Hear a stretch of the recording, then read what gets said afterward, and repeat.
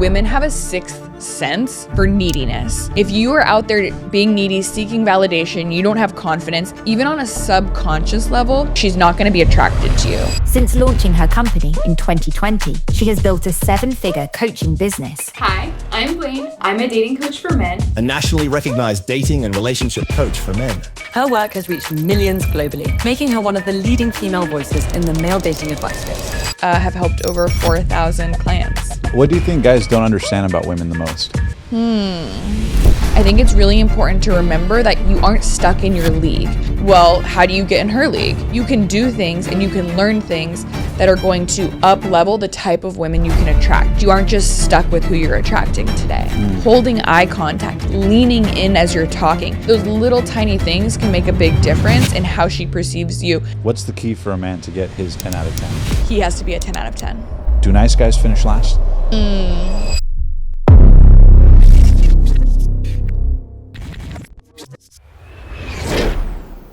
Before we get into this epic interview, I have one quick ask. Well, we've had the privilege of reaching millions of people on the show. The data shows that almost 80% of you guys who watch the show aren't yet subscribed. So if you could do me one quick favor and click that subscribe button right now, it would mean the absolute world to us. Because when you hit subscribe, not only are you allowing us to grow the show, get bigger guests, ask better questions, but you're allowing us to honor our commitment to do everything in our power to help you take your life, your business, your health, your relationships to that next level. And with no further ado, enjoy the show. Hey guys, welcome to this episode of the Passionate Few podcast. It's your host, Omar, and today we have an incredible interview as we sit down with none other than dating expert extraordinaire, Blaine Anderson. A lot of you guys might know her as Dating by Blaine on social media, but today we're going to hear everything she's learned from studying thousands and thousands of relationships. So thank you, Blaine, for being on the show today. Thank you for having me. I'm excited to be here. Absolutely. I'm so glad we got to do this in Austin, Texas. Yeah, hell yeah. We came to you to do it, but we had to. So before we get into it, can you give the audience a little bit of high-level context as to what you do? Yeah. And then we'll kind of get into the nitty-gritty. Yeah. So I am a dating coach and now also matchmaker for men. I teach men how to authentically market themselves, create chemistry and flirt, and generally just date women that they're excited about. And you've reached millions of people doing this, right? Yeah. So can you talk a little bit about the backstory, how you got passionate about kind of doing it and how it blew up so fast? Yeah, totally. So I have always been really interested in dating and relationships and male and female dynamics, but it was just something that I never thought would be a career. It was like on the playground, like who's dating who? Like give me the tea, like what's the story here? So I always just found it very interesting. And I worked in the travel industry up until 2020. And when the pandemic hit, my travel business went to zero overnight. I was basically unemployed.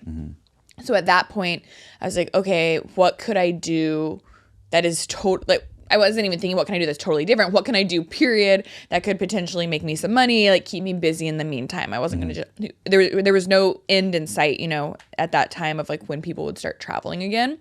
And so it was actually my boyfriend at the time, who's now my husband. He made the suggestion, you should start a course-based business. You have always loved giving dating advice. You're giving all of this advice individually to guys. Like, what if you packaged what you are telling everyone individually into a course? It's infinitely scalable on video. You don't need any money to start a business like this, which was good because I didn't have any money at the time. And I was like, that sounds like a good idea.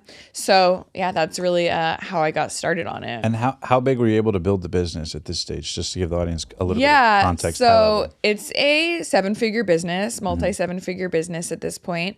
I'm not the only employee anymore. I now have a team that supports me and makes that all possible. But yeah, it's good. We have helped over 4,000 clients. Wow.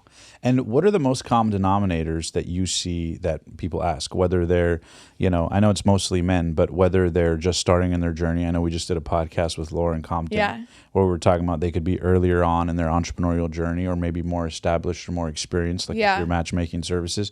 You've helped a range of people towards also even the average guy who's maybe in college or just starting their career. What's the most common and pressing issue that most of these men face across the board? So, I mean, why they come to me is really because they aren't dating the women that they're excited about, whether that means they aren't dating women at all, or they're just not dating the type of women that they want to eventually marry or are super pumped on. Like, that's ultimately what brings them to me. And then what why they are in that spot can take a variety of reasons or factors. Right. My two most common types of clients are the engineer and the divorcee.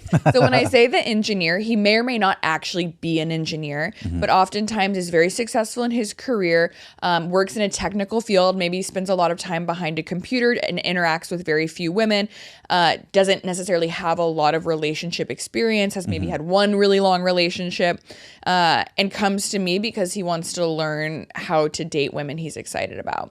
Then the divorcee is someone who's coming out of a long-term relationship, whether they were divorced or not, maybe they have kids.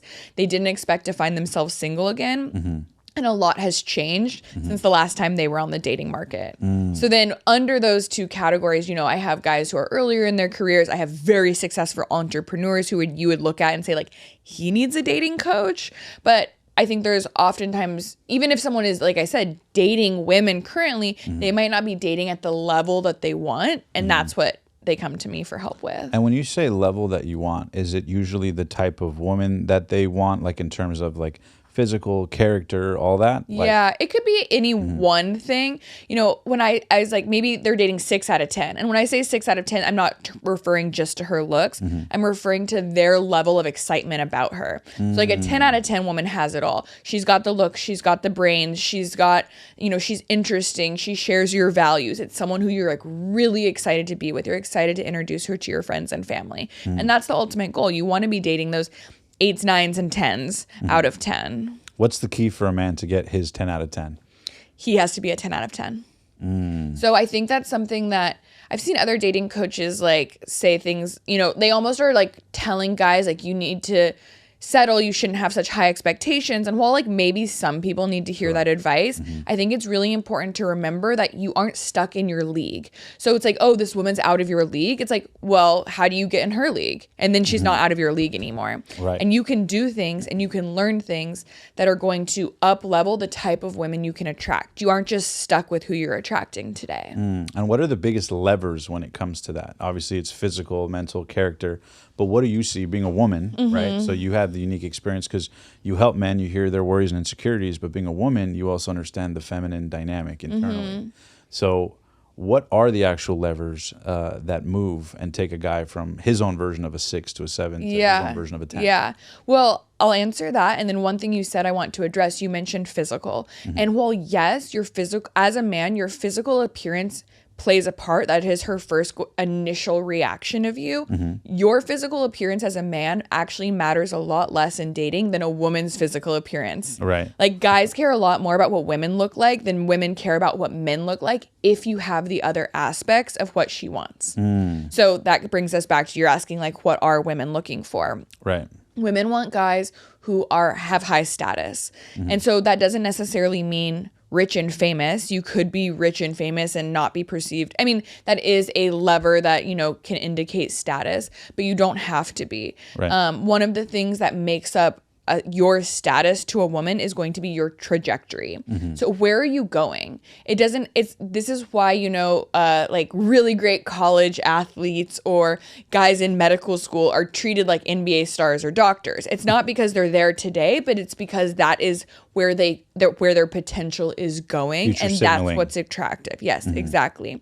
So again, you don't have to be a really good basketball player or in medical school to have this. It's how you communicate about your goals, your aspirations, your values, what you see for the future.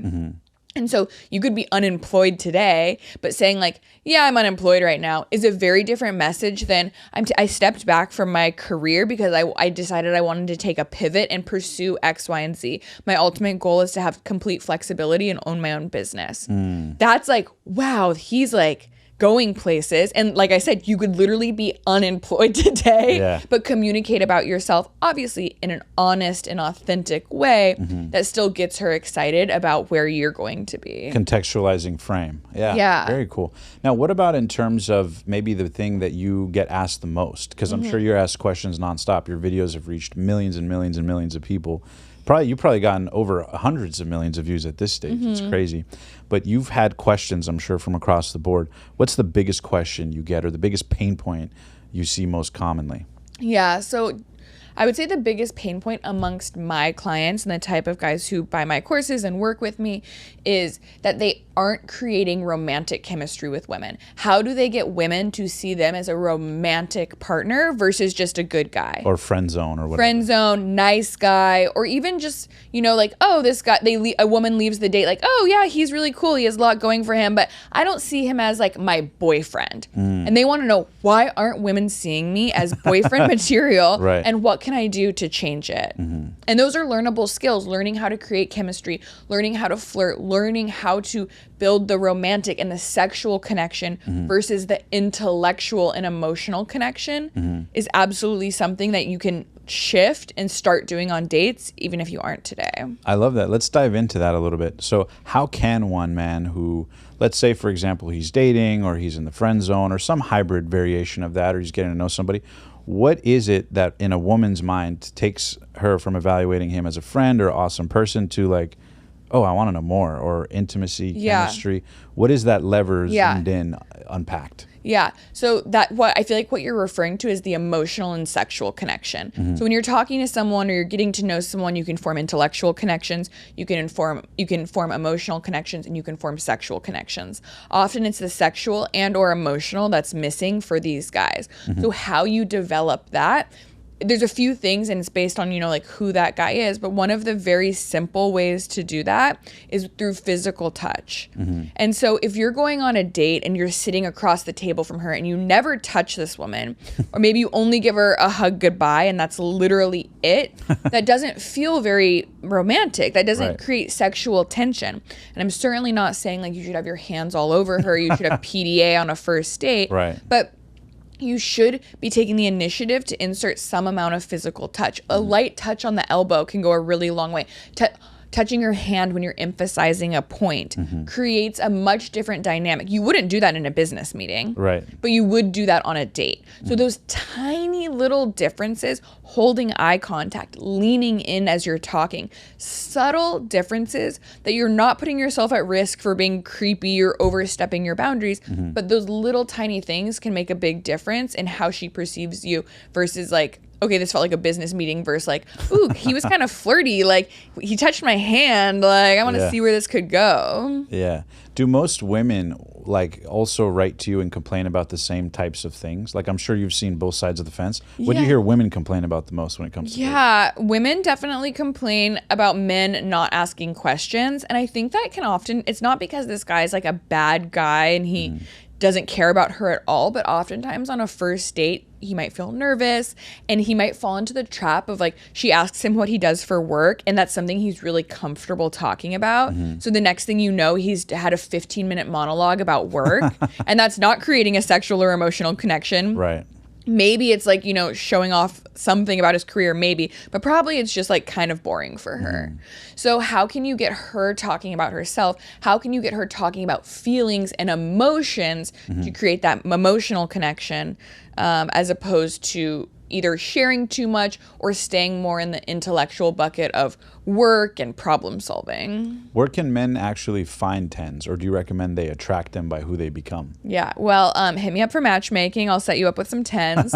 But we'll plug a link in the description below for that. Also, here's the thing. Really high quality women who have a ton of options aren't spending a lot of time on dating apps.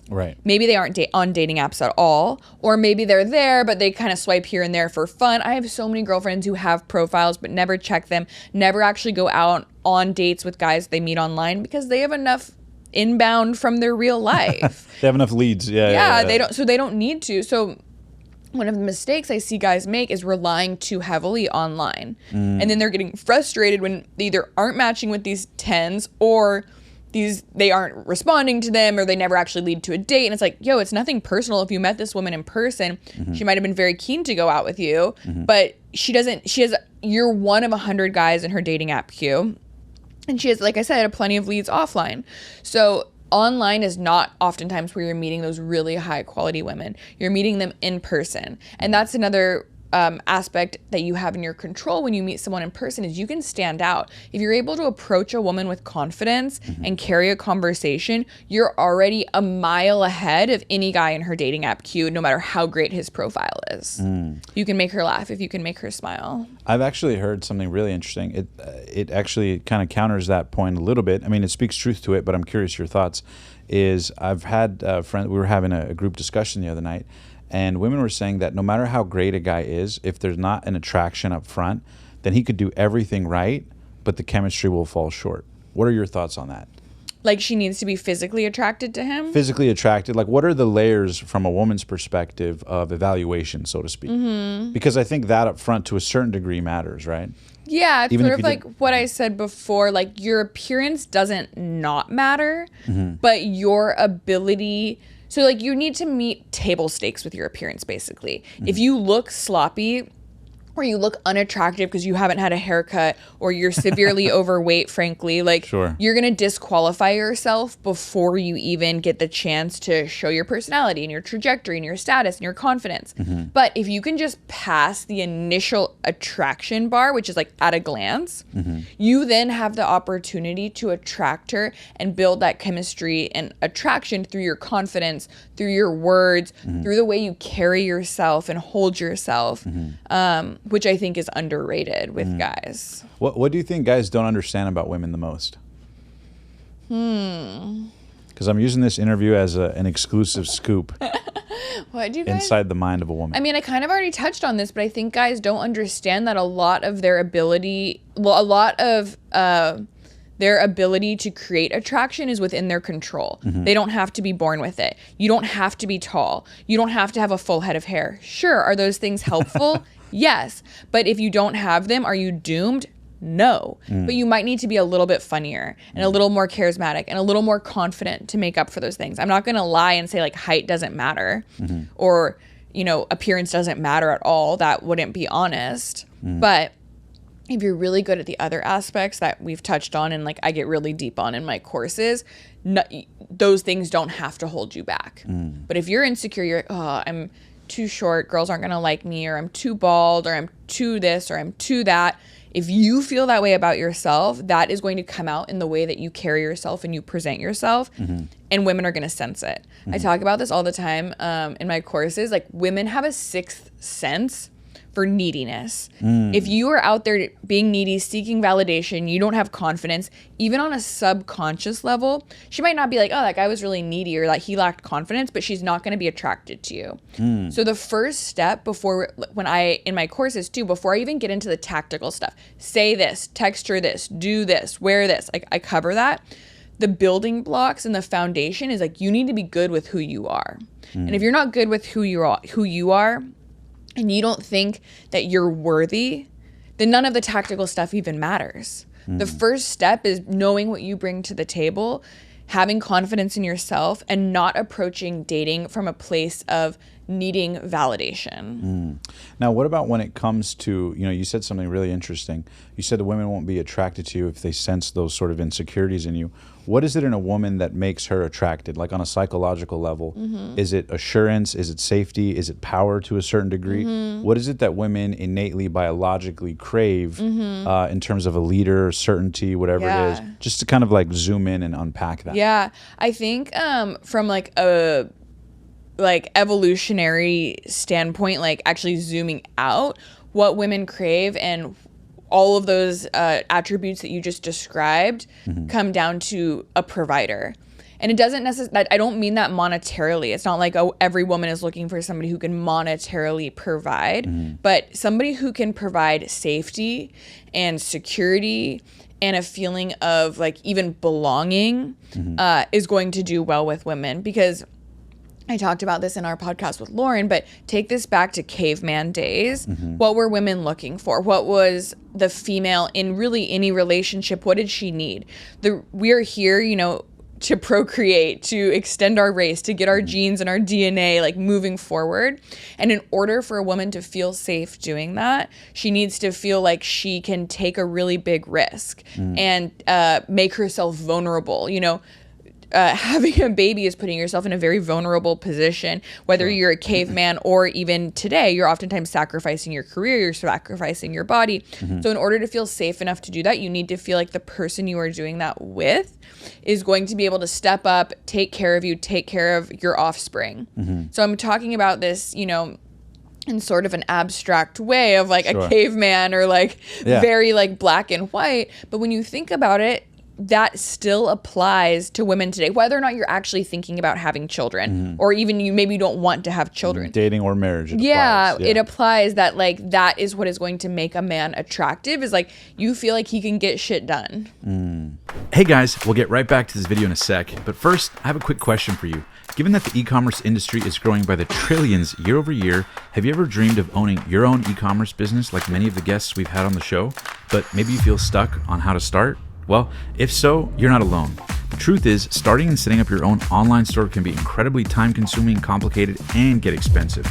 Not to mention the hassle of researching top products and staying on top of market trends that make you money. Lucky for you, that's where today's sponsor, StoreBuild.ai, comes in. With StoreBuild.ai, you instantly get a free custom-built, AI-driven store loaded with 20 winning products and a custom theme that can help you generate sales. All you need to do is head to StoreBuild.ai, enter your info, then simply sign up to Shopify for free, choose your store's look and feel, and voila! They'll send you your custom-built store ready to generate sales. The whole process is lightning fast. Whether you're just starting out or want to grow, StoreBuild.ai makes launching an online store easier than ever. So why wait? Visit StoreBuild.ai and in less than 5 minutes, you could have the e-commerce business you've always dreamed of. Thanks to StoreBuild.ai for sponsoring this video, and now let's get back to the show. Do you find that most of the time, like, men are better off not sharing their vulnerabilities and insecurities with women? Because I know you specialize in particularly the dating portion, so the first part of the relationship.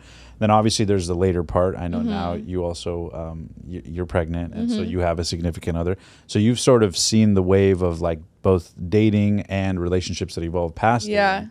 Curious your thoughts on that. So I feel like that's a little bit of a double-edged sword. On one hand, you're on your first date, you don't want to be gushing about your insecurities and why you think she might not like you. But on the other hand, as you're getting to know somebody, if you are able to be open and vulnerable from a point of like, like I'm not perfect and I'm not worried about like what you think of me, that's really attractive.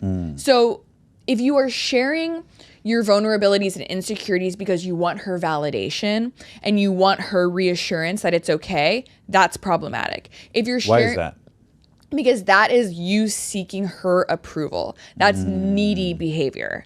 So you are coming to her and saying like, if you like me, if you are okay with these things, then I'll be okay with them, or I'm okay with myself. And that's not what women want. They want someone who's already okay with who they are. And that doesn't mean you're perfect. So the flip side of that is if you're like, I realize I'm not perfect, or these are some of my vulnerabilities or things I'm maybe like not totally happy about in my life or with myself, but I'm okay with them, and you're not seeking that validation from her, that's really attractive because that tells her, hey, he's cool with who he is. He's confident in who he is. And he's not perfect, but who is? So there's like, yes, you can share your vulnerabilities. Yes, you should be open with women, but the thrust of why you're sharing it is important. Is it because you need her validation? That's an ick. That's a no. Is it because it's just the reality of the situation and you're sharing who you are? That's really attractive. And I love that you mentioned that women have like a sixth sense. You mention it in many a context, because a lot of times guys can think they're smooth or pulling a fast one, but women see things from like miles away. Even to the degree of, going back to like high school days where, attractive women, know that a guy's like pretending to ask for a pencil or what time it is, or any excuse for a conversation. Like at the gym, you talk about a lot of that stuff. I'm curious, what's your best advice? And I know you talk a lot about this. What's your best advice for men to approach women in an environment where, obviously they're interested in them, but at the same time, they don't want to go out on a limb and be too needy or stuck in that. What have you seen be your best advice after all the data on how to approach women? So you touched on something that I think is interesting. It's like, oh, well, like women are going to know. And it's like, I have clients ask me that, well, I don't want her to, I'm worried she's going to know I'm like interested in getting her number. And it's like, she's going to know that. Like you can ask her, what time it is, or like where she got that coffee, or about something she's wearing. Like, she knows why you're talking to her. Yeah. And that's okay. Like, you don't need to have the world's smoothest reason for opening a conversation Right. to make her believe you actually need to know about the coffee. Like, it's okay that she recognizes you're interested in having a conversation. What you want to avoid is feeling like a used car salesman. If you're like trying to sell her on yourself and you're trying to get something from her, like you're trying to get her phone number before you've even qualified if there's any mutual interest, that's the turnoff. So I oftentimes tell guys, especially who are new to approaching or want to learn how to approach and aren't doing it today, is take getting her phone number or getting a date out of the equation. Because you shouldn't even be asking for the phone number or asking for the date until you've had some sort of repertoire banter that indicates you want to go out with this woman. You just want to go out with her because she's hot and she happens to be in the same coffee shop as you. Okay, that's a kind of like indicates that you don't have a ton of options and you don't highly value your time. But if you're approaching her because she looks like an interesting human and you find her attractive and you have a great conversation, you're both laughing. There's rapport. Yeah, then it's like, great, go for it. Ask for her number. Absolutely. But if there's no rapport and she's kind of standoffish and maybe she's even a bitch to you, and then you ask for her number anyway, that's needy. Don't ask for her number if that happens. Yeah. What about in terms of, I love that you said that. What about in terms of when women are sometimes have like a shell, right? Or sometimes they're a little bit standoffish because of whatever it is, a little bit defensive. How do you recommend, I guess is a better way to put it, men elegantly push past that or I guess get unafraid of that? Because a lot of men are intimidated to approach in the first place. So even the littlest of pushback, they kind of like, okay, cool, sorry to bother you, you know? Whereas oftentimes, as Lauren was saying, that oftentimes men can kind of, women can actually respect you a little more if you're unafraid of that challenge and can kind of pursue past that. What advice do you have for men on how to deal with resistance levels? Yeah. Because it's a slippery slope, you know? Yeah. So I like to break things down into red, yellow, and green lights. A green light is obvious. Like she's enthusiastically engaged. She's like making eye contact. She's asking you questions back. Like pursue, keep going. Then you have the red light, which is if there's a certain amount of shell that you're not going to be able to break through. If she's just blatantly not interested in you, if she's rude, if she's closed off body language and is cutting the conversation short, like cut your losses. It doesn't matter if she's hot. Like it was nice to meet you. Have a great day. Isn't it crazy how much men drive themselves nuts just because the girl's hot? Yeah, like they'll put themselves through hell for years just because she's hot. Exactly. And don't do that. If the light's not yellow or green, cut your losses. And then let's talk about the yellow light situation, which I think is more of like what you're referring to. Like, okay, she seems like she has a little shell, but there's some possibility of pursuing here. Maybe she's just shy. Maybe she's maybe she gets hit on a lot or talked to a lot. So she's like, qualifying if you're the right one to give her number to. Continue the conversation. Ask her one or two more questions. Can you make her smile? Can you make her laugh? That's like really going to be the gold standard. And if you can do that, then like great. And if you can't, there's always like the Hail Mary. Well, like you seem really busy. I don't want to interrupt. I think you're beautiful. So I'd love to keep the conversation going if you're interested in grabbing coffee sometime. It might be a hell no because you misinterpreted that red light as a yellow light and she's like, no, bro.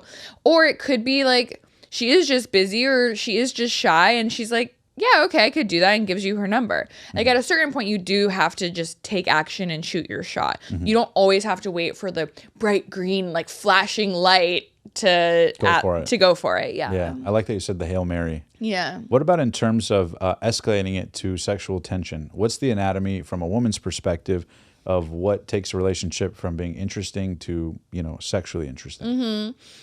So I think one of the things that guys get wrong here is they think she either wants to have sex with me or she doesn't. Or she either likes me romantically or she doesn't. Black and white. And a lot of times women are on the fence, and whether or not she wants to escalate physically or whether or not she wants another date is going to be dependent on your next steps. Correct. So there's a lot that goes in between even a first kiss and having sex. So if you're trying to skip all of the steps in between, you're going to be much more likely to hear no. the steps in between are not only the actual physical steps in between, like all the things that come before sex, but also the emotional steps in between. Continuing to build that emotional connection. So as you escalate things sexually, she feels comfortable with it. And again, those are things that are in your control and you can do. But if you're not, even if you're just going through the motions and going on the dates, but you're not creating a deeper emotional connection, she's going to be less likely to want to have sex with you. On a tactical level, what can men do to kind of work on those traits, or what are the things that they should be looking to create in terms of a safe space with the significant other or somebody they're dating? Yeah. So you kind of have like the twofold. You have the emotional side and you have the physical side. On the emotional side, I think, showing empathy for her, getting more vulnerable with yourself. That's where I started talking about, what we were talking about before. Like, it's okay to share some of your fears and your goals or things that you're not maybe totally happy about, but opening up to her in a way that's attractive is going to help establish some sort of emotional connection.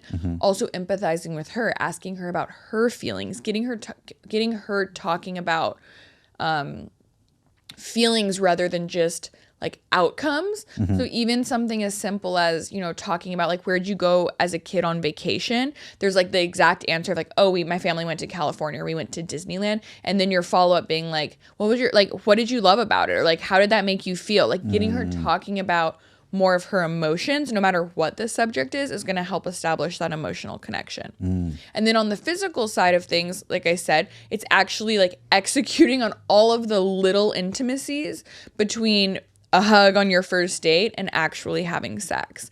So, and you can be the one as the man to initiate those things, but taking them slow, and when in doubt, asking. I get flack all the time on Instagram if I do a video about like how to ask for a first kiss or like how to kiss a girl. You're like, oh, you can't ask her like it. Then you seem like a beta, and it's like, no, like actually, it can be done in a very sexy way where like you can say what you want to do to her, whether it's a kiss or like taking her top off or like grabbing her ass, whatever it may be, saying it as a statement like, I really want to do this to you right now. And then not doing it, waiting for her basically green light of approval, like, yeah, or like not yet, or like giggle and kind of like pushing you away. That might just indicate she's not ready yet. So kind of massaging things forward slowly. While getting a pulse on their feedback. Yeah, rather than just going for something that you're not sure she's going to feel comfortable with. What about in terms of people who say, when it comes to dating, it's like I do all the right things, but I feel like I'm just a nice guy, and for whatever reason, she doesn't see it. I know we talked about this with Lauren on the podcast prior, but as you see it, do nice guys finish last? Nice guys do not have to finish last. So what nice guys get wrong is they are bending over backwards for women that they barely know. And that indicates a lack of self-respect and a lack of confidence. If you're seeking, I talked about this a moment ago, but if you're seeking her approval and her validation, that tells her that you aren't confident with who you are. So if you agree with everything she says, she again is going to sense like, he doesn't feel that good about himself. So why should I feel good about him? She's getting, especially if you've just met, you're on a first or second date, she's getting all of her inputs about how she should feel about you, about how you feel about yourself. So if you feel really good about yourself, she's going to think, okay, like this, and like people around you treat you with respect. She's going to think, okay, he's doing something right. Like, what do I feel this good about him too? But if you're already down on yourself, if you're already like changing who you are to who you think she wants you to be, that indicates the opposite, that you don't feel that good about yourself, that you don't have that much going for you. And so there's a difference between being nice in the sense of you respect other people, you're high integrity, you think of others. Those are good qualities in a boyfriend, versus being too nice, where you're doing things at your own expense for others that you barely know. Once you're in a relationship, people make sacrifices. You compromise. You might change, a little. You might do something for your partner. And that's attractive because you've already agreed to be a partnership.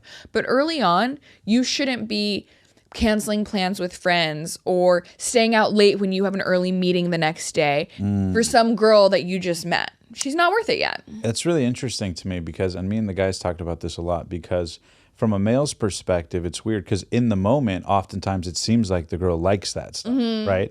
Like say she has opinions and you agree with it and you take her where she wants to go and you're having a good time with her and you have a meeting in the morning. So you push the meeting in the morning to stay out with her late. And in your mind, wow, I'm like showing her extra attention.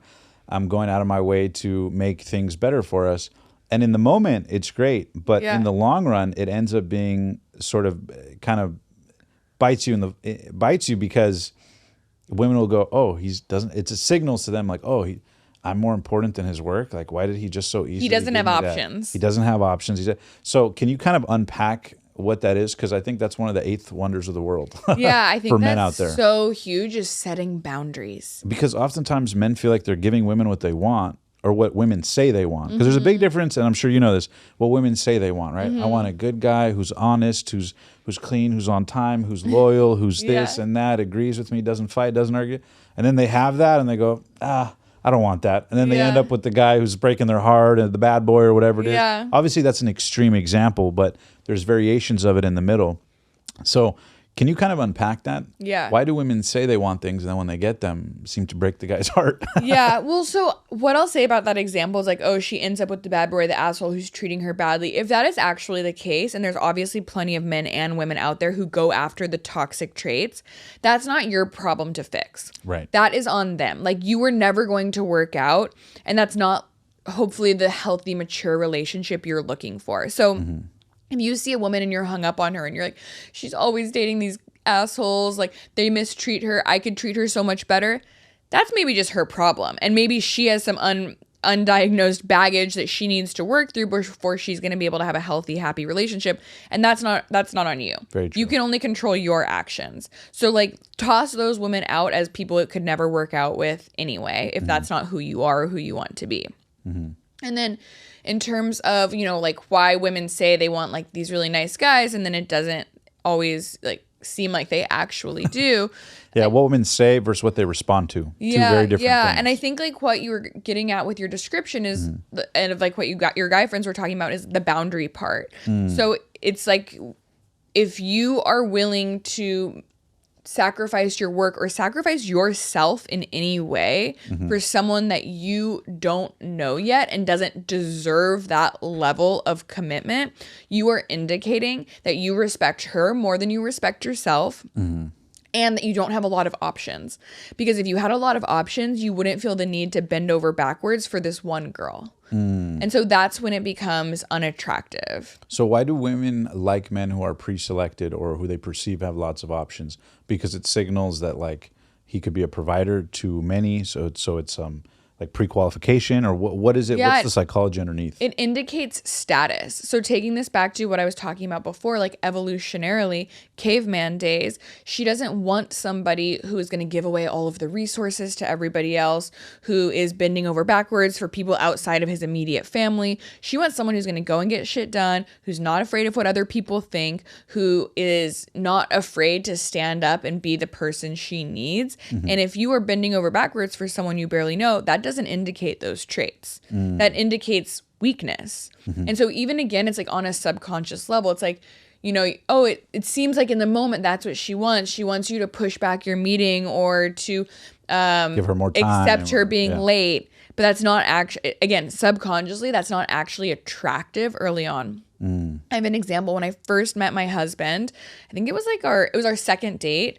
and I was stuck at a work event. And Where did you meet him, by the way? We met at Barry's boot camp in San Francisco, the workout class. Are you familiar with it? I've heard of it. Yeah, Barry's. Yeah. So he approached you in there? Yeah, he approached me after class one day. Well, how did he approach you? What was the? It's kind of funny. So I was like hanging out in the lobby, after class. I love workout classes as a place to meet women because there's a start and end time, unlike the gym where it's like awkward to approach a woman on the gym floor if she's in the middle of the workout with her headphones on. That's a no-go zone. And then you ask her, "Are you in the middle of your set?" Yeah. The generic question. Yeah. Do you compete? Yeah. Whereas like in a workout class, people are hanging out before and after. They're not wearing headphones, so it's a much easier. It caters to a lot of the same types of people that you would meet at the gym if that's something you're passionate about. But it's so much easier to start conversations. So big fan of the gym or workout classes overall as a place to meet women. But I was standing in the lobby, on my phone or whatever after class, and he came up to me and was like, hey, I just want to introduce myself. I've seen you here before, or something along those lines. I just want to introduce myself. And I was like, oh, do you work here? Because funny. like if you've been to Barry's fitness class and you know like everyone who works there is like so friendly and like really goes out of their way. And I was just like, I don't know like why I even said that. It was just like the first thing that came to my mind because he was being so nice. Yeah. And he was like, no, like we take the 9:30 class together like multiple times a week. And I was like, oh, so sorry. You know, like my name is Blaine. And then we had a really brief conversation and that was it. And he's like, cool, well, I'll see you around. Bye. And left. And I was also like embarrassed. I was kicking myself. Like, why did I ask if he worked here? That was so weird. And like, but now like you hear him tell the story, he's like, I was like mortified. Like he was like, no, I don't work here. Like we've been in class together every day and she's clearly never seen me. Yeah. And so we go our separate ways. But then we were taking the same class like multiple times a week. And because he'd introduced himself then in future classes, I recognized him and I would say, hey, and we would talk before or after class. And so when we had the time to talk, we started to get to know each other. We found out we had some mutual friends. We talked about, you know, things we had in common. We had some good laughs. So, okay, he's qualifying me at this point, you know, even though it's not like necessarily what he thought he was doing. Yeah. He didn't just ask me out the first time, because also if you ask somebody out the first time you meet them at a place where they know they're going to have to see you repeatedly, they're going to be less likely to say yes. You need to build trust and you need to show that there is a connection that is worth the risk of then having to see this person on a regular basis if the date doesn't go well. So cool. He did that. He did that right. He got to know me over talking multiple times. And then, he eventually invited me. He was having a housewarming party. He invited me and got my phone number that way. And the rest is history. The rest is history. Now you're pregnant. Yeah, exactly. Very cool. And you were telling a story before that. I was asking how you met. What were you at? What was it? We were talking about how you were talking about how it's great to meet people at the gym. And we're talking about best first practices to approach, I believe. Was that what we were talking about? I think we were talking about best first practices. Anthony, if you're watching, do you remember what it was? We might edit that part out. It's on the tip of my tongue. What was it? So you were saying you had a funny story about your husband? I think it was before the husband conversation. It was because then I mentioned my husband. And then I said, how'd you guys meet, by the way, really quick? Yeah. What was it, though? Oh, I remember what it was. So back to my story before about our second date was I was stuck at a work event and we were going to go see a cover band in Sausalito. We were in San Francisco. And so I kept texting him like, hey, sorry, I'm like still at this event. Like, can we push it back a little bit? Can we push it back a little bit? Like, and finally I was like, you know, okay, I'm like leaving. He's like, you know, like I have an early day at work tomorrow. It's already pretty late. Like, why don't we just reschedule? And even from a subconscious level, like if he had just like continued to basically like let me push it back, like, okay, things obvious. I'm not saying we wouldn't be married today, but It's just an example of like, that was very attractive, even to me subconsciously. Like, okay, just because I'm some girl he met at the gym that he was, you know, I assumed excited about taking me out, he's not willing to sacrifice his sleep, which is important to him, or his job, or, you know, getting to the gym before work in the morning just because like my schedule is in flux. And he wasn't like an asshole about it. It wasn't like, oh, like, no, I don't wait for anybody. Yeah, he was just like, yeah, no sweat at all. Like, why don't we just reschedule for another night? Like, I want to get to bed early so I can, you know, be at the gym before work tomorrow, whatever it was. And so setting little boundaries like that, and you don't like, I'm not saying like, like have fake boundaries just to show her you can. Or don't be understanding about time. Yeah, like there's obviously instances where if it was a Friday night, he probably would have been like, yeah, no problem, it doesn't matter. But just being authentic to like what you want to say and what you want is really attractive. Well said. Hey guys, quick question. Have you been enjoying this video, but you're thinking to yourself, man, I love this content, but I want to learn how to grow my brand or my business? Well, if your answer is yes, you're not alone. In fact, millions of entrepreneurs deal with this exact same issue. And it's something that I've learned the answer to from interviewing 7, 8, and 9-figure entrepreneurs around the world. And this philosophy that solves all that is a concept called Who, Not How. Now, the Who, Not How philosophy states that anytime you're stuck on the hows to get to the next level in your life, your brand, or your business, that there's always a who to help you get there. And it's for this exact reason that I'm super excited to announce that I've officially launched our brand new Passionate Few community to help you do exactly that. And yes, it's 100% free. Join me and the thousands of other entrepreneurs that can help you make your life, your business, and your dreams a reality. With no further ado, let's get back to the video. It's funny, a lot of the stuff you talk about is stuff that so many people struggle with, but I love that you have the confidence to actually create the content around it and go in the trenches with it.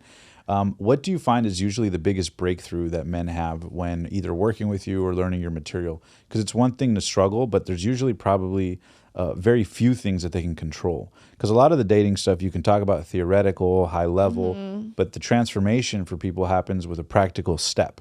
So what are some of the most like tangible practical steps if men are watching this and they want to take their first step, 1 step, 2 step, 3 to better their life or their dating life or their relationship life?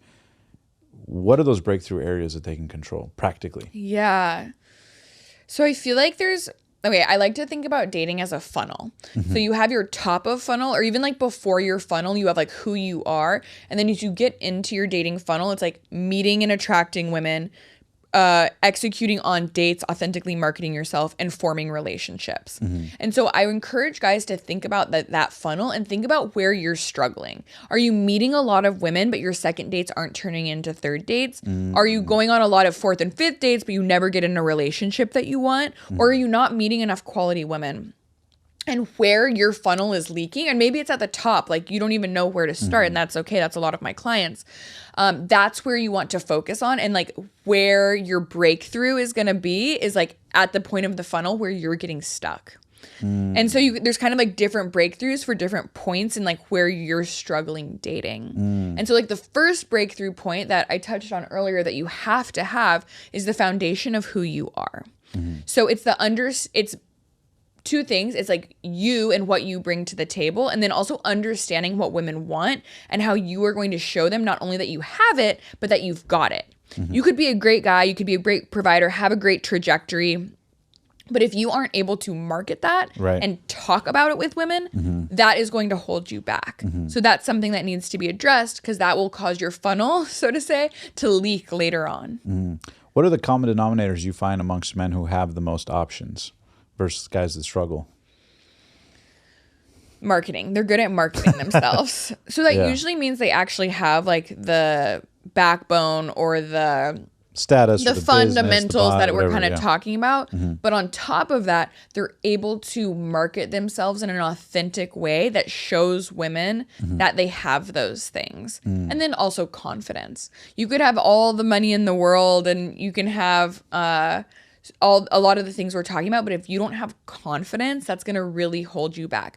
You might be able to attract a certain type of woman, but you're not going to attract those 10 out of 10s, those women who are also confident, mature, well-adjusted, have things going for them, and attractive, because those women are going to want a man who is confident. And when you say confident too, like a lot of men, I think how men interpret confidence is very different than how women, right?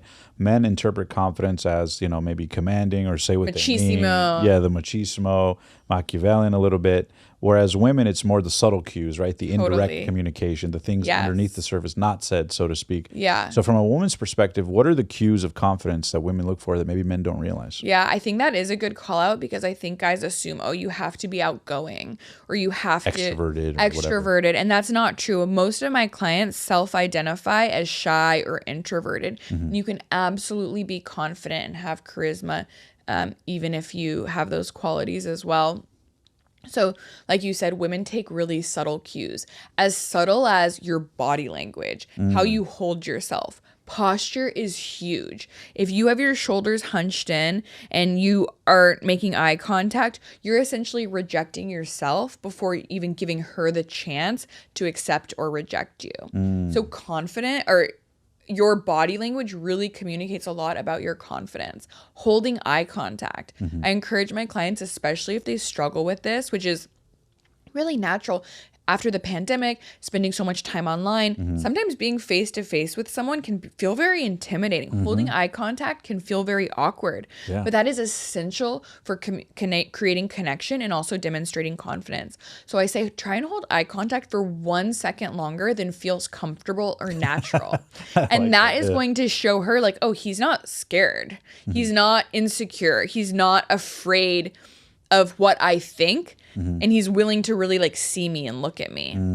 And so that's a huge one in terms of just being present and like getting her to notice you. Yeah. Not being a wallflower. I think a lot of men too get very intimidated. Like that's one thing I've seen across the board. I know even for me, early on when I would date women that I thought were quote unquote out of my league at that time, like I remember like you're like nervous, you don't want to fuck it up, you don't want to say the wrong thing, you don't want to do the wrong thing.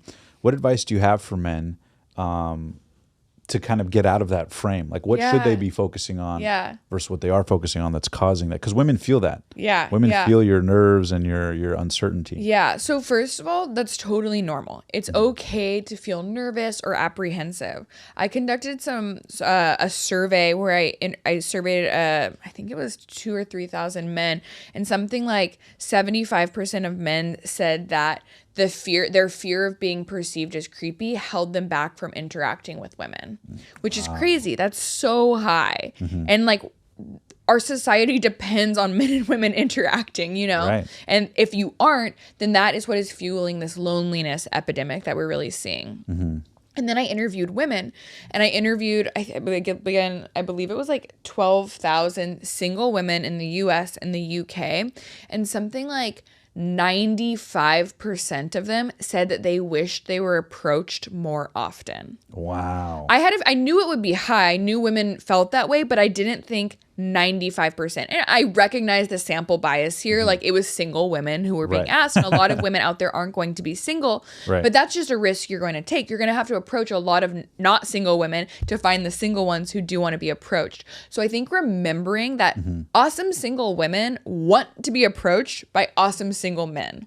So make yourself awesome, which is totally within your control, and then start approaching women. And then keep approaching women. If you approach one woman a month, you're probably not going to have a hot girlfriend. If you approach one woman a day, you're probably going to have a hot girlfriend in a year. And so remembering that it takes time and it takes sticking with it, and the scope of what you are trying to accomplish is larger than weeks or days is helpful. Totally. What about in terms of like conflict or arguments? Because one of the things I've heard, this is from a different dating coach, they talked about how arguing kills chemistry. I'm curious, I know you focus on dating, the beginning phases of dating.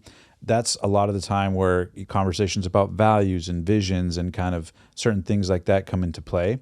What's your best advice on when to know to escalate a relationship when dating and when to walk away, even if they're hot or there's chemistry? I know it's obviously different person to person, but what are the things you would encourage people to kind of evaluate when, I know it. I have a lot of my guy friends who are very successful who are with women that maybe they got with for more shallow reasons, but they're stuck in that spot where they want to walk away, but at the same time, certain things keep them there. So what's your best advice on when to walk away from somebody you're dating versus when to escalate it? Yeah. So I think the obvious when to walk away is when there is more bad in the relationship than good. There's always going to be some things that you would change in a relationship and some things you really like. And you might really, really like 25% of your interactions with this woman, and you might have great sex and you might think she's really hot. But if the other 75% is like, she's a drain on your resources, she doesn't support you emotionally, then it's time to walk away. You can still respect and even love somebody, and then recognize that they aren't what you are looking for long term. So I think sometimes people get caught in these relationships because there's something really good about the relationship, and they forget that you can still have something really good and you can still admire or love this person, but it still might not be the right fit long term. So I'd say think to yourself, what do you like? There's nothing wrong with just wanting a hot hookup or wanting something physical right now, and if that's what you want, then go for it. You don't need to end it. But if you're looking for okay, 10 years from now, I want to be married. I want to have 3 kids. I want to have been able to build my career. So I want somebody who can manage a house. Like, ask yourself objectively, like, do I see this person in that role? And if the answer is no, then you're holding yourself back from finding the person who could fulfill that role. And what about people who say, for example, like, I'm enjoying this relationship, things are going great, but I feel like there's not that spark, or it's losing that X factor. How important is that? What is that underneath the surface? Yeah. And do you think it's important long term? Yeah. So it's interesting because you obviously need to have chemistry with the person that you're in a relationship with. What is chemistry? Yeah, I think it's almost like undefinable. It's that pull, it's that feeling, it's that spark, that excitement. But there's a few places where I think chemistry is overrated or underrated. And I think it's overrated in the very beginning. So on a first or second date, especially if you met online, this is a vibe check. Both parties are probably a little bit nervous, maybe not being like their most authentic self. If you don't feel the spark or the chemistry on a first date, but you thought the person was interesting and you had a nice time, or you shared values, a good guy or a good girl, go on the second date. What do you have to lose? And then maybe even take the third date. If by the third date you still don't feel it and it feels platonic, okay, it's probably not a romantic relationship. By the third date, hopefully people feel more like themselves. You've had the opportunity to escalate things physically a little bit. You're going to know if there's some of that sexual chemistry or not. But it's unreasonable to expect that this complete stranger from the internet is going to show up and be able to, create that out of thin air. It often takes a little bit of time to develop. So I think chemistry can be overemphasized on the first couple dates. But then you should have chemistry moving forward. You want to have sexual chemistry. You want to be physical with this person. And if you don't have that, like, at all, it's probably not going to, come out of thin air later. But then take yourself further into the relationship. Maybe you've been together a couple years, maybe you've been together 10 years, that's going to fade. That spark is going to fade. It's unrealistic to think you're going to be wanting to rip each other's clothes off, like at the end of a long day. Maybe you have kids already, So you have to create that spark. And really, actually, in the beginning as well, like, you are responsible for doing your part to create it, escalating things physically, being really present with her. Like, it doesn't just happen magically. Like, you have to do your part to create it. That doesn't always mean it happens, but it means you're giving yourself the opportunity. And then that becomes even more important later on when you've been together a long time. It's not new anymore. Things are old. You know everything about this person. You spend all of your time together. Okay, what can you do to get out of your regular routine? Can you take a trip to someplace new? Can you wear something different? Can you set aside time to be really intentional with each other? I think at any stage of the relationship, it just requires a different approach to create that. That's true. And now, what about when it comes to, for example, when you start dating early on? One of the questions I think a lot of men sort of struggle with or kind of try to figure out is, on a tactical level, when they're just trying to start date someone or meet someone, in your experience, what ends up being the best opening lines that end up leading to a good relationship? I know your husband came to you and approached you in the gym, but I'm sure you've seen tons of what not to do and what to do. So on a practical level, rapid fire, what would you say are some of the best or most honest or authentic lines that come across to women honestly? I think, like what you just said, the most honest and authentic ones are going to work the best because it's not going to feel like you're reciting somebody else's line. It's not going to feel like you're being somebody you're not. So, I have an entire course called Approach Academy that talks about how to approach, and it gives a lot of examples of lines. But if you have these lines written down and then you're reciting them to somebody, that's not going to feel honest and authentic. Women feel that. Yeah. Whereas if you see a woman and you say hey, I couldn't help but notice you from over there. I think you have an incredible smile, or I love your style. And that, full stop, and just see her response. That's authentically how you felt and why you're approaching her. That can really work. You don't need to, like I said before, invent the world's funniest, most clever, interesting opening line to be successful. I think a lot of the most effective lines are just being honest and just saying something. I think that's the other thing that guys get wrong is they're I need to know the line. I need to know the best lines to say. And it's honestly, if you just approach her and talk to her, you're going to be ahead of 95% of other dudes. You don't need the perfect line. You just need to do it. 100%. It's funny. Me and my buddies were actually talking about this, and I was actually saying that women don't actually care what you're saying as much as they're reading the energy of what you're saying. You could almost go up to them and just be like, banana smoothie. But if you say it in a humorous enough way, that might be better than, hi, my name's Tom, or whatever She's it is. Banana smoothie, what? Yeah, exactly. What? And then you go, sorry about that. I was thinking out loud. Omar, nice to meet you, or whatever it is. Yeah. So it's more so about the energy of what you're communicating, and the words are an excuse to exchange energy. Totally. I think they talk about this concept that I think words are actually only like 12% of communication. The rest is subtleties, eye contact, body language, a lot of the stuff you the were way saying, tone, you say it, inflections not of the what voice. you say. Absolutely. And that's why, to kind of change gears, but I think it's in the same vein, why texting is so tricky. Yeah, because it's a huge topic. You lose so much of the nuances and the tone and the expression. Chemistry, you context. can't see the person's face. We take so much of our cues from each other's facial expressions, again, on a subconscious level. And I've also seen studies, something like 15 parts of a woman's brain light up when looking at somebody's face and reading their facial expression, and only like 5 parts of a male's brain light up, which is just to say that that's like the sixth sense I'm talking about. Women are picking up on those subtleties way more than men are. So when you're texting with her, she doesn't have anything to go off of except the words you're saying, which is not a lot when you consider like what she's normally reading. So there's a lot more opportunity for misunderstandings, for just not being on the same page. So this is why I tell clients all the time, if you have the opportunity to ask a woman out in person, do not then not take it and ask her out over social media or via text. You are going to have a way less likely chance of her saying yes, because you're losing so much of your ability to communicate confidence, to communicate charisma, to show her who you are. Yeah. And you leave a lot up to interpretation based on their mood or how they read the text or when they read the text. Yeah. I know some other dating experts and coaches actually advise, and this is a male dating coach, but they advise to particularly in the beginning, only use texting to confirm date and times. Logistics. Logistics. That's it. So you agree with that too? I agree with that. So keep it to a minimal. Don't try to be charming or too flirty, because you might fuck it up in the process. Yeah, I have a whole mini course on its texting operating system. It's just about texting, and it covers every text you need from matching or meeting a woman in person all the way through to forming a relationship, and like some spicy texts, once you're at that phase. But in the early stages, you are way more likely to text yourself out of a date than into a date. Yes. So once you have the date confirmed, don't keep texting. Go meet her in person. Get to know her in person. And some guys are worried like, oh, well, like, I don't want her to think I'm not interested, or like maybe she wants to text more, especially these younger Gen Z. They're always on their phone, always texting.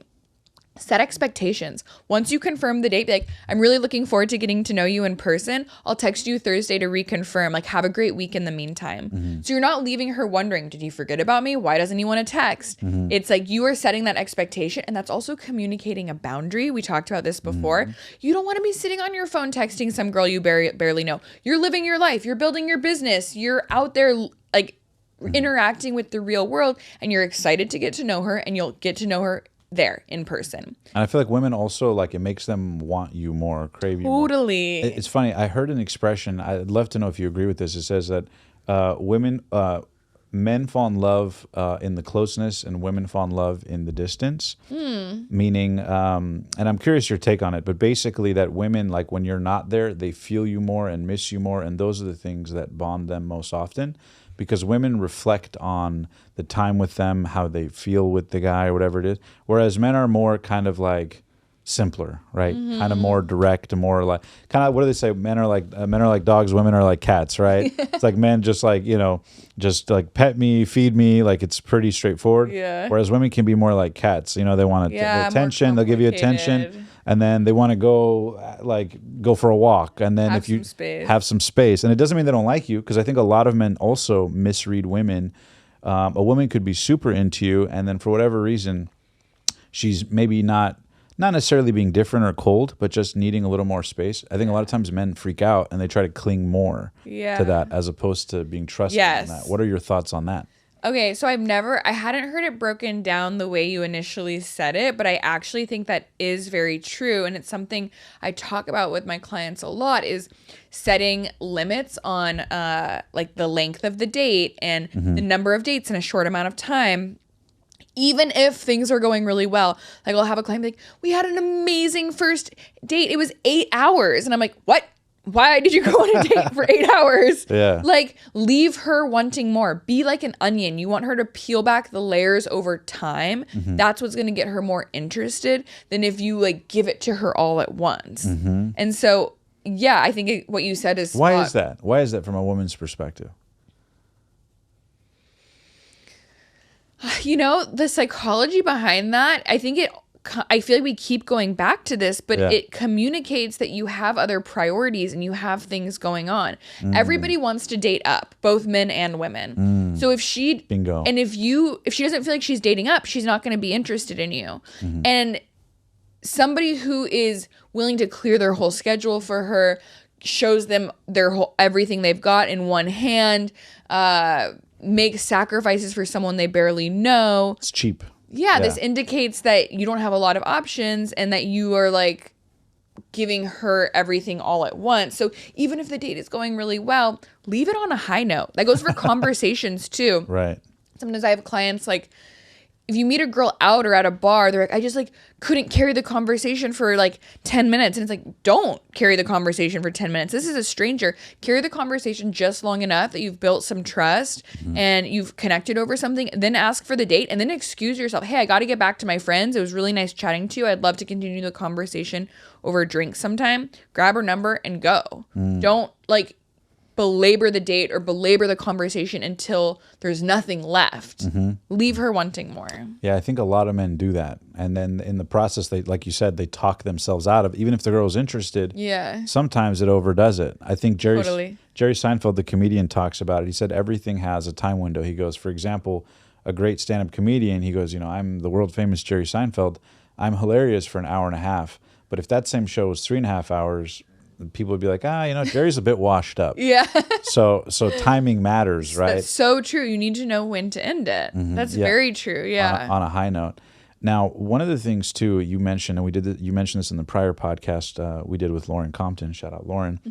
Is you mentioned that one of the biggest mistakes men can make often in the beginning, before they're exclusive in a relationship, is just dating one person. And so they put all their emotional eggs, so to speak, or expectations in one. Then they get disappointed, didn't work out, and now for the next 8 months they're jaded about women. Women probably do this too, to a certain degree. So what advice do you have for that? I know you mentioned it's important early on to kind of date different people, see what you're into, but based on all your research and thousands of study, what have you seen or recommend as the best mode of practice when dating? So I want to be clear. I'm not saying like, oh, have someone think you're exclusive, but really be dating other people, or like you're, having sex with like all these different men or women. Like, that's not what I'm saying. But if you've been on 1, 2, or 3 dates with somebody, this person is still a stranger. Like, you are really just getting to know them. So you should be continuing to get to know other people as well. For a lot of the reasons you just said. If you just are seeing them, you're going to be a lot more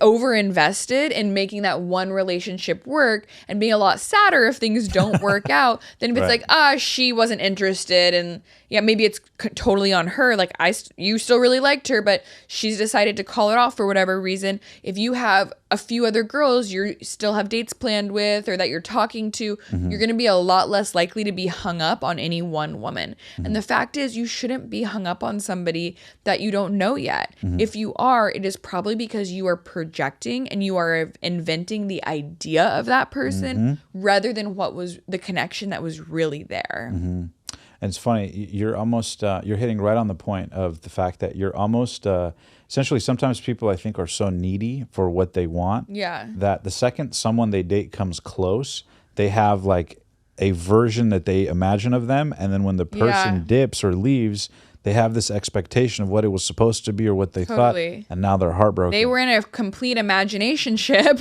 and not a real relationship with who was actually there.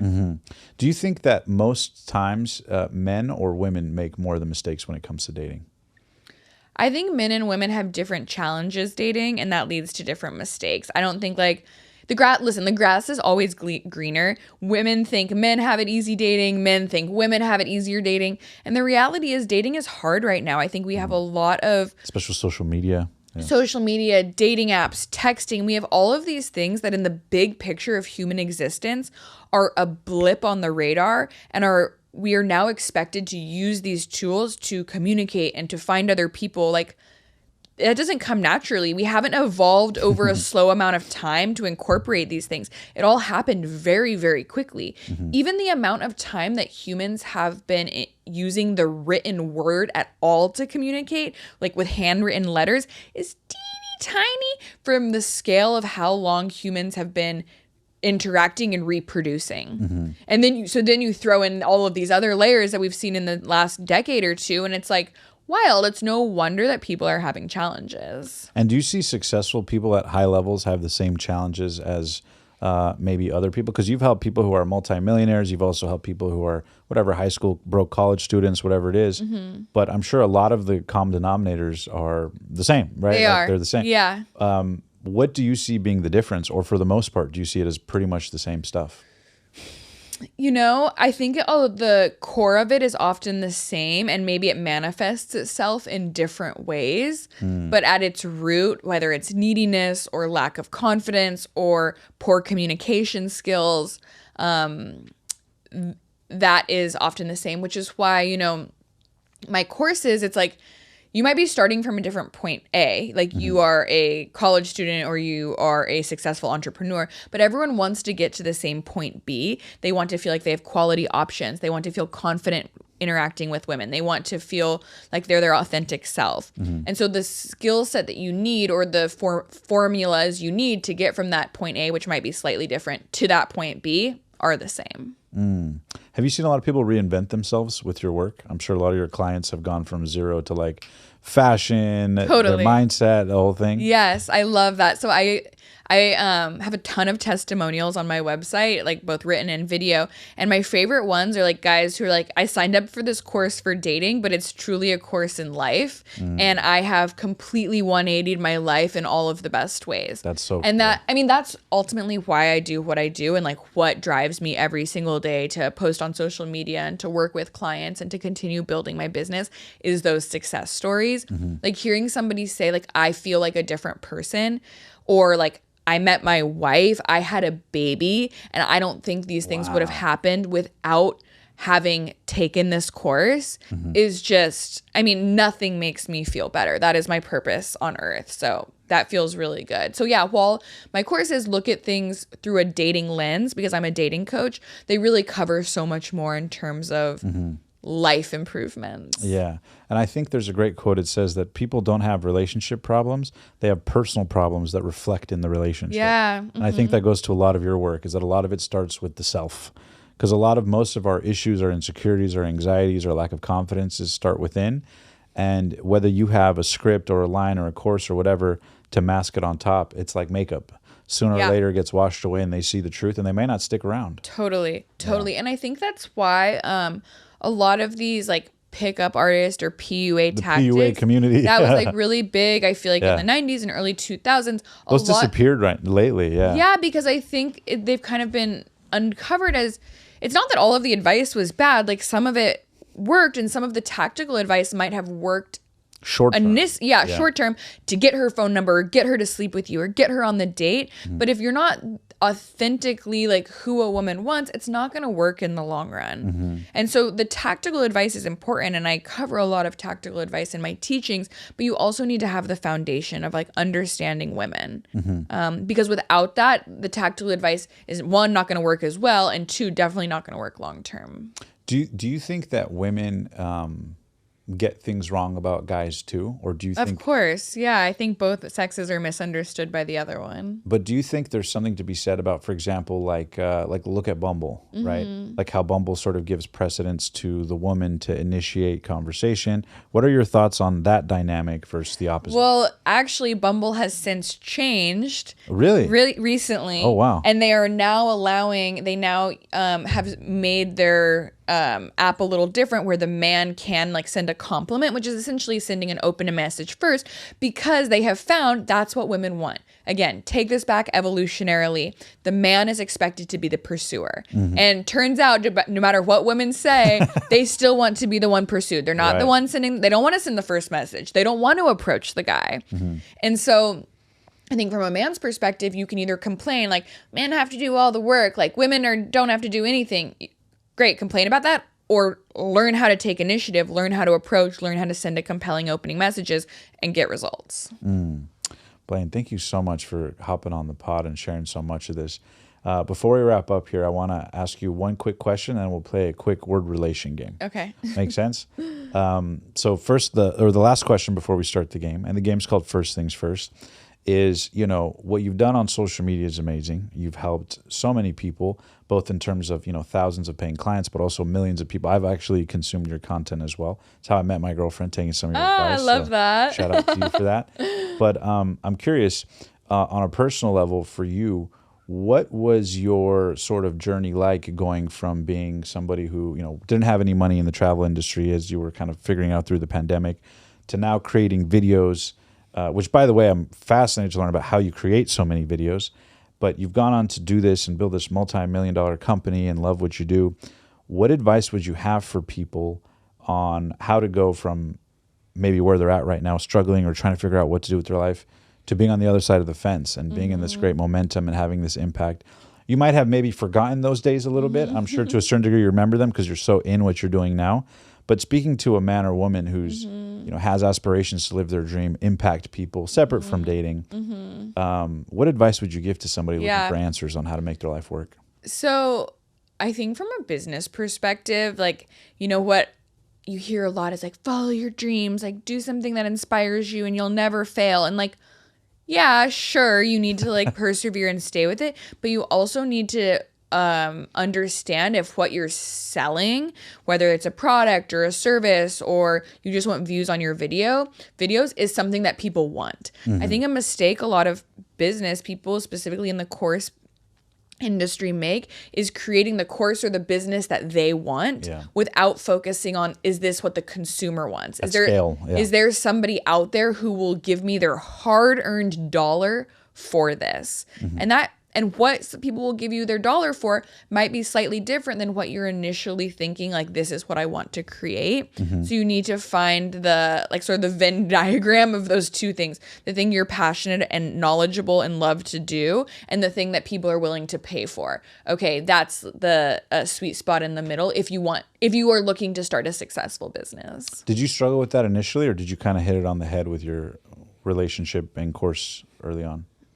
I think I was very lucky where when I started in 2020, there were a lot less course creators. There weren't really any trustworthy dating coaches on Instagram. So it was a little bit of a different market that I was addressing. Especially as a woman helping men. Exactly. That's what I loved about your content. Because traditionally it's men, like you say, PUA, talking about telling other men what to do and not do. But I think what's so great about your content is that you bring a feminine perspective. Yeah. And you get in the trenches, both understanding guys, but also coming from a place of being the woman, so you can bridge the gap. Yeah. So I think that's why your videos do so well, and that's why you've impacted me and millions of people, I'm sure. Yeah. So I just want to give you that compliment. Oh, no, I appreciate it. Yeah. Thank you. I think, but what I did do is I found out that what I wanted to teach was something that people would pay for, not because I spent all this time and energy creating a course and then trying to sell it. We spoke about this offline earlier. I first had the idea for the course, and then I got, I think, 8 people to pay me $800 for it before I ever even made it. So I wanted proof of concept. I didn't want to spend weeks or months creating this business plan or this course that nobody wanted to buy. I first wanted to make sure people wanted to buy it. And then after I had proof of that, I developed the course and I continued to develop it over years. And that's a big mistake I see people make. They're focusing on the name of their brand and their logo and their website. And they haven't even validated if people want this as a product or a business, because it's fun. It's fun to make the logo. It's fun to build and feel like you're creating. But if you lose sight of, like, okay, are people going to pay me for this? videos, then the path to being successful monetarily as an entrepreneur is going to be tough. Yeah, absolutely. Well said. And we'll wrap up the show with a quick game here at the end. But I do have one more side question. And I know I asked you earlier, but how the heck do you create so many great videos? You've created something I think that's so amazing, because I think you said something where like 80 to 90% of your business is organic leads and people that come in through your social media. And your videos are really practical. If you guys haven't checked it out, I'm sure a lot of you guys have at this stage, but check her out, Dating by Blaine on Instagram. It's incredible. And I know you have other social medias as well, YouTube, etc. But your videos are very practical. They're in the car, 3 tips. I think you film them with your iPhone. Yep. So it's very scalable, repeatable. You don't need a high quality production setup. You can essentially generate leads while you have an inspired idea on vacation somewhere. Totally. So can you just zoom in a little bit on that? Because I think there's a lot of entrepreneurs, especially in this digital age, who could gain a lot of value from that and creating opportunity and finding ways to make videos at scale that people like. Did you struggle early on to get views? Because now your videos get like 500,000, 1 million views plus each time. Did you struggle with that early on? What was the rationale with that? Just kind of high level before we wrap up. I get a lot of my inspiration from what my clients are going through. I still work with clients one-on-one. I have coaches on my team who work with clients one-on-one. So we have sort of endless opportunities to see what people are really struggling with and make content about that.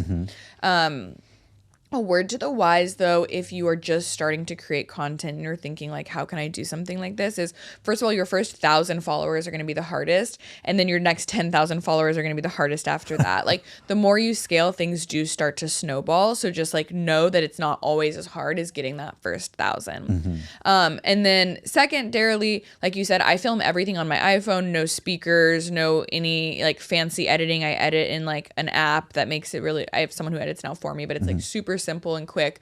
So you don't need to overproduce.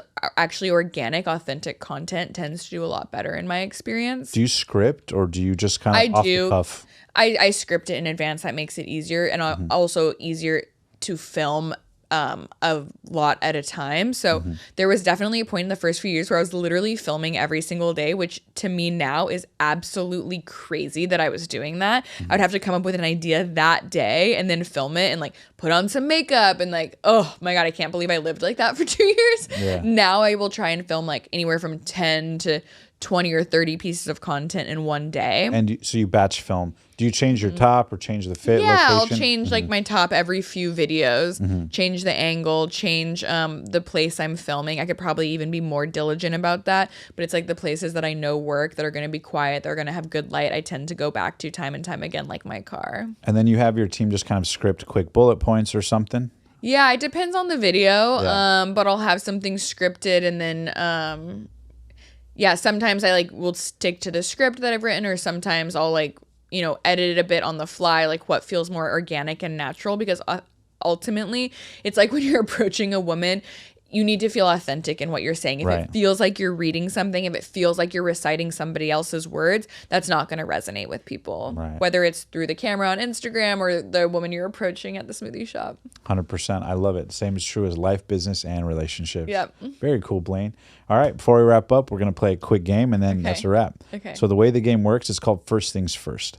So the way the game works, we play it at the end of every podcast with every guest, and essentially it's going to be a quick word relation game. So I rifle off a quick word or phrase, and then you just tell me the first word or phrase that comes to mind. Okay. Make sense? Yeah. The only rule is that you can't repeat yourself twice. Okay. Make sense? Yeah. Perfect. All right, first one, money. Business. Dating. Love. Biggest red flags when dating. Ooh. Narcissism, flakiness, inability to commit. Biggest green flags when dating. Puts in the effort, makes you a priority, makes you feel better, not worse. A question about dating you think men should ask more that they don't. To me or to women? To you. Oh, actually both would be interesting. Okay, ask women more. How does that make you feel? Ask me, I don't know. I get so many questions. What do I wish guys asked me more of? How do I buy your course? Where's the link? Yeah. That's funny. The biggest limiting belief you had to get over to get to where you're at today? That you needed,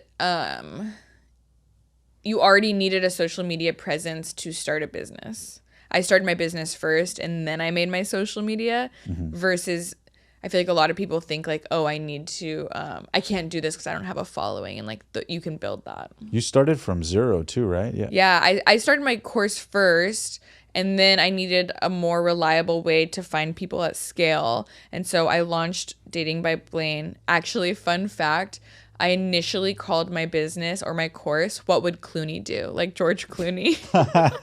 Because it was weird, you know, like I wasn't a dating coach. Like I definitely had some amount of imposter syndrome in the beginning. I didn't want to tie my name to the business. I felt apprehensive about that. So yeah, we called it What Would Clooney Do? And that was my first Instagram handle. I think, yeah. That's funny. Or it was like WWCD. And then I changed it to Dating by Blaine. But I launched my Instagram in October of 2020. So just over 4 years ago. And how many millions of people have you guys reached at this stage? I don't know. A million, lots. Yeah. I think I have like just over 700,000 on Instagram. But, you know, some videos will get 10 million views. That's crazy. And then one of the last ones we had is what it takes to date a 10 out of 10. Be a 10 out of 10 yourself. The best step one anyone can do to change their life, especially their dating life. Become confident in what you bring to the table. And then the last one, you ready? When Blaine Anderson / at Dating by Blaine is nothing but dead, gone, and a pile of dust, what do you hope your legacy and your body of work is all about and help humanity with? I hope it has helped more men and women create lasting and loving connections, because I think nothing will improve the quality of your life like having a partner that you love to share it with. I love that. Thank you so much, Blaine, for hopping on the show. And where can people find more if they want to learn from you, follow you? I know you guys also have a matchmaking service. We'll have links to your programs and courses down below. Yeah. But where can people find you if they want to connect Super easy. more? Dating by Blaine across all social media, datingbyblaine.com. Very cool. Blaine, thank you so much for being on the show. Thank you for having me. Pleasure. Absolutely. Glad to do it here in Austin. Guys, thanks so much for watching this episode. Make sure to follow Blaine in the description down below, as well as check out any of her programs. Until next time, live strong, live with passion, and we'll see you guys on the next inspiring episode. Go hit on that person. They might just be waiting for you.